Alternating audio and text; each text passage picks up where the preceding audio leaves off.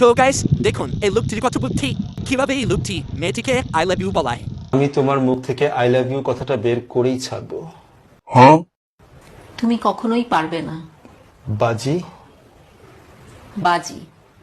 তাহলে বলো সাদা। সাদা। এইবার বলো সাদা। बड़ा हरामी हो बेटा। সাদা। এইবার বলো কাদা। কাদা। এবার বলো হাদা। হাদা। এবার বলো ভোলা। ভোলা। এবার বলো ভুল পথে পা দিবেন না। ভুল পথে পা দিবেন না। আমি তো জিতে গিয়েছি। কিভাবে? আমি না তোমাকে বলেছিলাম আমি তোমার মুখ থেকে ভুল পথে পা দিবেন না এই কথাটা বের করবই। কোথায়?